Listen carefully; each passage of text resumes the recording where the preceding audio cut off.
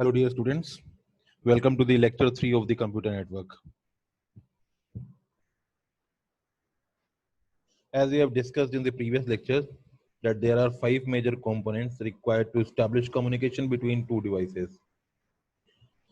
Now we will add two more important components, namely multiplexer, demultiplexer, which is used to allow the simultaneous transmission of the different stations on the multi-point connection, and a modem, which acts as a modulator and demodulator and converts the analog to digital and digital to analog signal.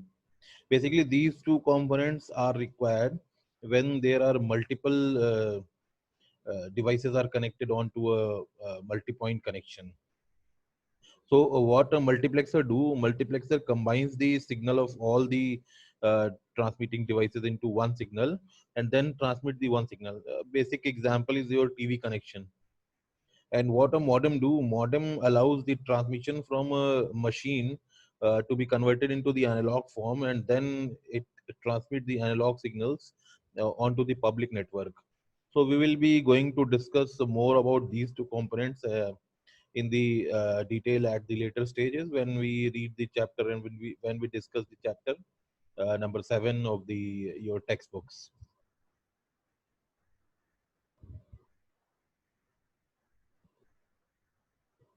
So now we will be going to discuss in more detail and in more depth about the concept of network models.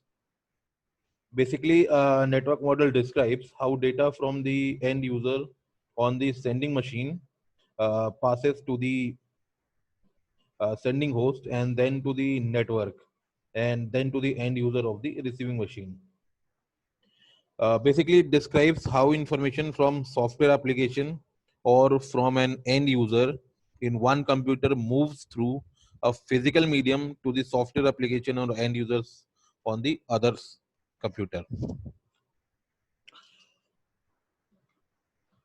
These are basically conceptual models and provide interoperability of diverse communication system.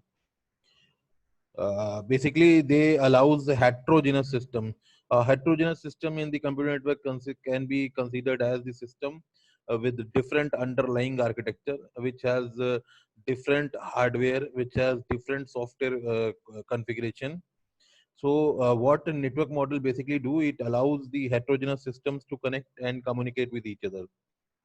The most important example and then the most important concept which we are going to read in the terminology of network model would be OSI model, the Open System Interconnection model, and we will be going to discuss in detail about the OSI model in few moments.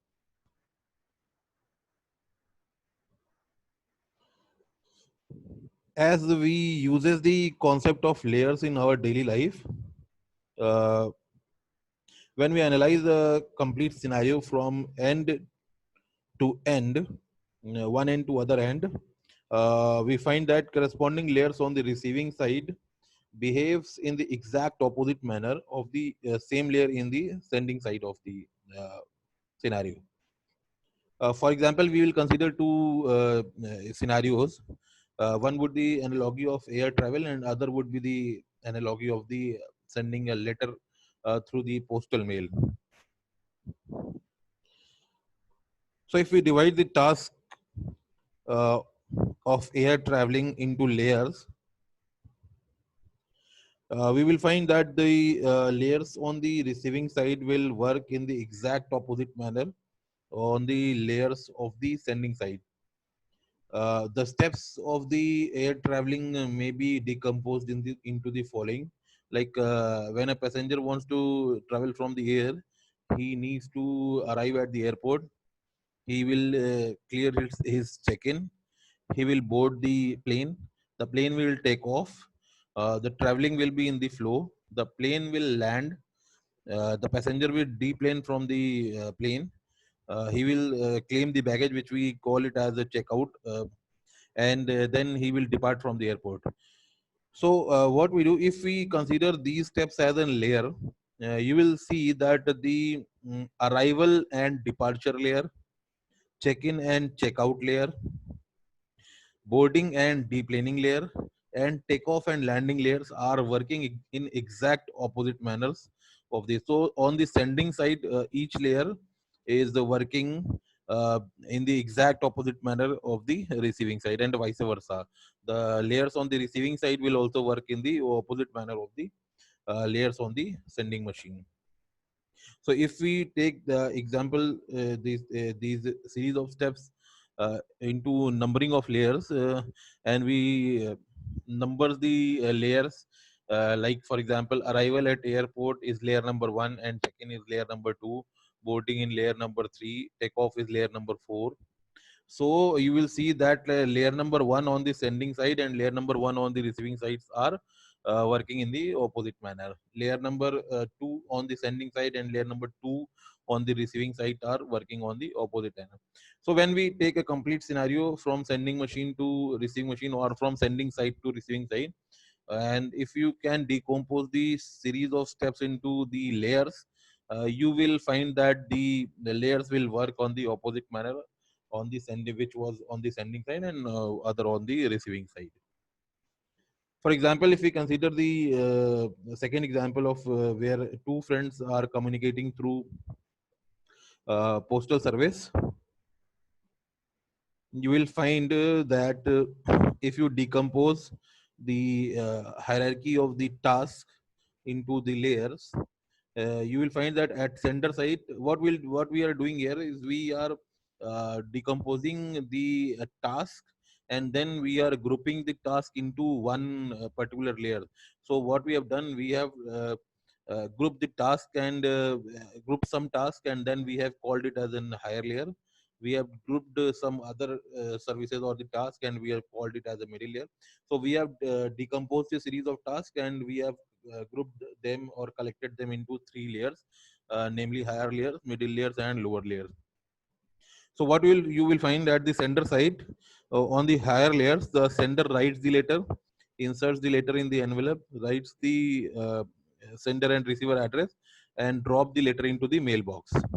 On the middle layer of the sender side, you will find that letter is picked by the letter carrier, uh, which is of course the postman, and delivered it to the post office.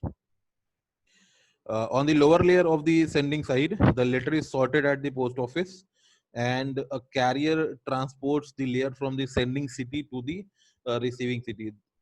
You will find that the absolute lower layer of the sending side is directly connected with the absolute layer of the receiving machine on the receiving side. So at the receiver side, if you consider the lower layer, the carrier transports the letter to the post office. In the middle layer, the letter is sorted and delivered to the recipient's mailbox.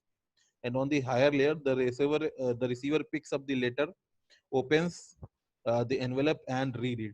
So if you can see, you will find that the working of the higher layer at sending side and the working of the higher layer at the receiving side are working in exact opposite manner.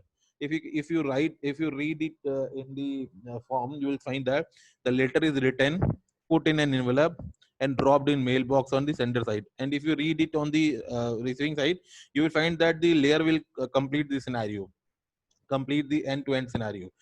For example, the letter is written, put in an envelope, and it dropped in a mailbox. On the receiving side, the letter is picked from the mailbox, removed from the envelope, and read it. You will find that the scenario will get complete. So, uh, uh, if we consider these layers to see for the services, you will find that each layer on the sending side uses the services of the layer immediately below it. The sender at the higher layer uses the services of the middle layer. The middle layer uses the services of the lower layer, and the lower layer uses the services of the carrier. So basically, you will find that the layers uses the services of each other.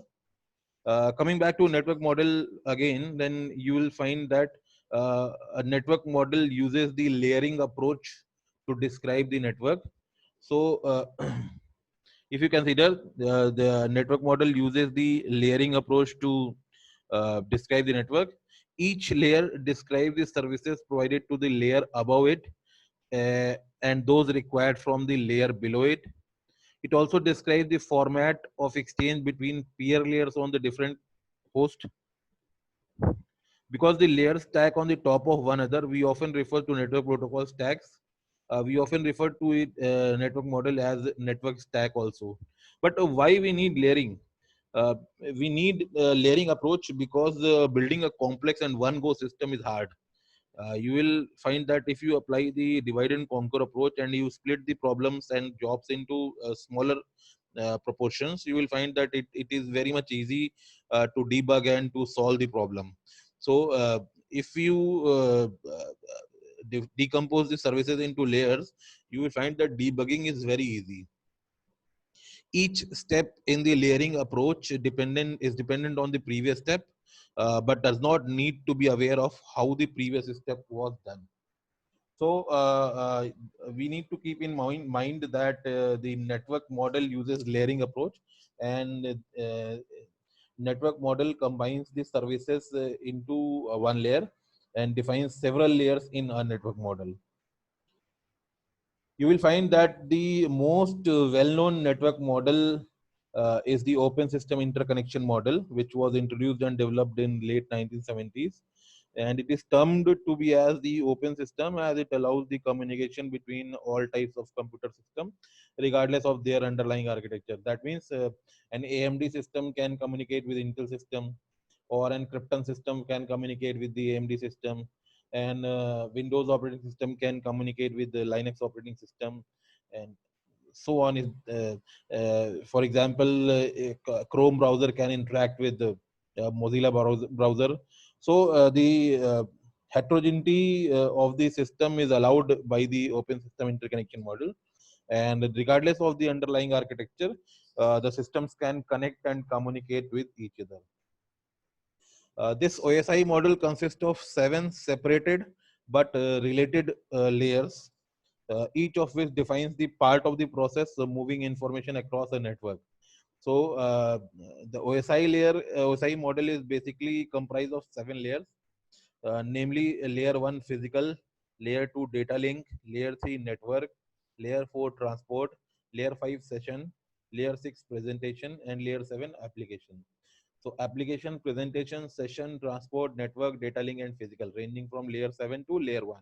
I'm again repeating: application, presentation, session, transport, network, data link, and physical, ranging from layer 7 to layer 1. And to understand the network, you need to remember these layers by heart. You cannot rearrange the numbering of the layers, and you cannot reshuffle the layers. These layers to be remembered in exact order. And if you find difficulty in understanding and remembering, there is short analogy to remember this. If you keep the first letter of each layer, and you can see, you can remember, you can memorize it like: all people seem to need data protection. All people seem to need data protection. Application, presentation, session, transport, network, data link, and physical. Layer 7 to layer 1. This diagram basically explains that the same layer on two different machines act as a peer-to-peer. We have discussed a few minutes before that the layer on the sending machine and the receiving machine works in exact opposite manner. If you can see the diagram, you can find that layer 7 on the device A and layer 7 on the device B will work in exact opposite manner. In the same way, layer 6 on the device A will work in the exact opposite manner on the layer 6 of the device B. So basically, this diagram defines the layers on two different machines act as a peer-to-peer process, and each layer provides a protocol to communicate with its peer. The services added by a layer on one device can only be removed by its peer on the other device. So whatever the services layer 7 or the application layer on device A will add, that can only be removed by the application layer on the device B. The services added by the network layer on the device A can only be removed by the network layer on the intermediate device or on the device B. In OSI model, these 7 layers are divided into 3 subgroups, namely network support groups, transport subgroup, and user support subgroup. So network support subgroup comprise of layer 1, 2, 3, transport subgroup comprise of layer 4, and user support subgroup comprise of layer 5, 6, 7. If you can see, you will find here that on intermediary devices, the data packet cannot cross the network subgroup. So if a packet is crossing the network subgroup, that means if the packet is crossing the layer 1, 2, 3, then that machine and that device would be either source or destination, because on sending and receiving device only the data packet can cross all the 7 layers, except for the source and destination machine. On any intermediate devices, the data packet cannot cross the network layer. This concept will get much more clarity when you will read the services of the network layer in the subsequent lectures. Right now you need to remember only this, that on the intermediate devices, the data packet cannot cross the network support. For example, if a data packet needs to be transmitted from device A to device B, and the route traversed will be A to B, B to C, C to D, then A is sending machine, D is destination machine, and B and C are intermediate device. So on A machine A, the packet will traverse from application to physical. Then on machine B, the packet will traverse from physical to network, because it cannot cross the network layer on the intermediate device. Then back to physical. Then on machine B, on device B, it goes from physical to network. Again, it cannot cross the network because it is an intermediate device. It backs to network to physical, and on the destination device D, the packet will cross the 7 layers from the physical to application. So on sending device, the packet crosses all the 7 layers from the top to bottom, that is from application to physical. On receiving device, the packet crosses all the 7 layers from the bottom to top, that is physical to application. And but on the intermediate device, packet can cross only 3 layers. Uh, it cannot cross the 3 layers, but it can be accessed till third layer. That is from physical to network. The packet cannot cross the network layer on the intermediate devices. So it can reach up to network layer device, but it cannot cross the network layer. So keep in mind that apart from sending and receiving machine, apart from sending and receiving host, apart from sending and receiving device, on the intermediate devices, packet cannot cross the network layer. So if a packet is at the transport layer, it must be a sending device or it must be a receiving device. It can never be an intermediate device, because on intermediate device, packet cannot cross the network layer. As you can see from the slide, the next important terminology in the OSI model is encapsulation and decapsulation. Basically, encapsulation is the mechanism of binding the upper layer information into lower layer protocols, lower layer packets. So as each layer adds its information into header portion of data, the header and data packets at the layer 7 is encapsulated in a packet at layer 6. Basically, what each layer add its own information, which can be removed by its peer process only. So every layer add its own services, add its own information in the form of header. So layer, as you can see in the example, layer 4 is adding its information in the form of layer 4 header. Layer 3 is adding its information in the form of layer 3 header. And layer 2 is adding its information in the form of layer 2 header. And there are one layer, layer 2 data link here, which can add an optional trailer also, as you can see from the diagram, but that is completely optional. So what an encapsulation do? Encapsulation combine the header and data of the upper layer uh, into the data packet of the below layers. So data portion of the layer layer n minus 1 carries the whole data packet, including the data and header of the layer n. So if you can see, uh, the layer 3 data portion will carry the layer 4 header plus data. A layer 2 data portion will carry layer 3 header plus layer 4 header plus data. This is known as encapsulation process. Decapsulation process is the reverse of encapsulation, in which the removal of header is done. But the removal of header can only be done by subsequent peer layer that has added the information. So, for example, if layer 4 has added the information, or layer 4 has added its information on the sending side, then on the receiving side, layer 4 can only remove this information. So at the receiver side, the header is removed on matching certain condition only by the layer that has added the header at the sender side. So if you can